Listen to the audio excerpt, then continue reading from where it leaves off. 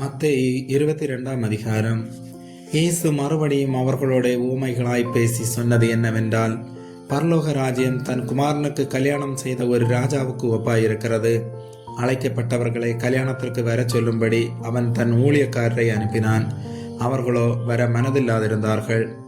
அப்பொழுது அவன் வேறு ஊழியக்காரரை அழைத்து, நீங்கள் போய், இதோ என் விருந்தை ஆயத்தம் பண்ணினேன், என் எருதுகளும் கொளுத்த ஜந்துக்களும் அடிக்கப்பட்டது, எல்லாம் ஆயத்தமாயிருக்கிறது, கல்யாணத்துக்கு வாருங்கள் என்று அழைக்கப்பட்டவர்களுக்கு சொல்லுங்கள் என்று அனுப்பினான்.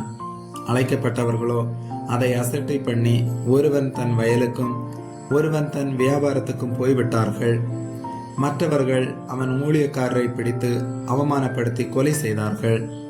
ராஜா அதை கேள்விப்பட்டு கோபமடைந்து தன் சேனைகளை அனுப்பி அந்த கொலை பாதகரை அழித்து அவர்கள் பட்டணத்தையும் சுட்டெரித்தான். அப்பொழுது அவன் தன் ஊழியக்காரரை நோக்கி, கல்யாண விருந்து ஆயத்தமாயிருக்கிறது, அழைக்கப்பட்டவர்களோ அதற்கு அபாத்திரராய் போனார்கள். ஆகையால் நீங்கள் வழி சந்திகளிலே போய் காணப்படுகிற யாவரையும் கல்யாணத்துக்கு அழைத்து கொண்டு வாருங்கள் என்றான்.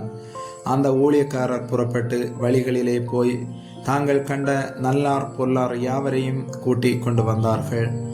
கல்யாண சாலை விருந்தாளிகளால் நிறைந்தது. விருந்தாளிகளை பார்க்கும்படி ராஜா உள்ளே பிரவேசித்த போது கல்யாண வஸ்திரம் தரித்திராத ஒரு மனுஷனை அங்கே கண்டு, சிநேகிதனே, நீ கல்யாண வஸ்திரம் இல்லாதவனாய் இங்கே எப்படி வந்தாய் என்று கேட்டான். அதற்கு அவன் பேசாமல் இருந்தான். அப்பொழுது ராஜா பணிவிடைக்காரரை நோக்கி, இவனை கையும் காலும் கட்டி கொண்டு போய் அழுகையும் பற்கடிப்பும் உண்டாயிருக்கிற புறம்பான இருளிலே போடுங்கள் என்றான். அந்தபடியே அழைக்கப்பட்டவர்கள் அநேகர், தெரிந்து கொள்ளப்பட்டவர்களோ சிலர் என்றார். அப்பொழுது பரிசேயர் போய் பேச்சிலே அவரை அகப்படுத்தும்படி யோசனை பண்ணி தங்கள் சீசரையும் ஏரோதியரையும் அவரிடத்தில் அனுப்பினார்கள். அவர்கள் வந்து, போதகரே, நீர் சத்தியம் உள்ளவர் என்றும் தேவனுடைய மார்க்கத்தை சத்தியமாய் போதிக்கிறவர் என்றும் நீர் முகதாட்சணியம் இல்லாதவர் ஆகையால் எவனை குறித்து உமக்கு கவலை இல்லை என்றும் அறிந்திருக்கிறோம்.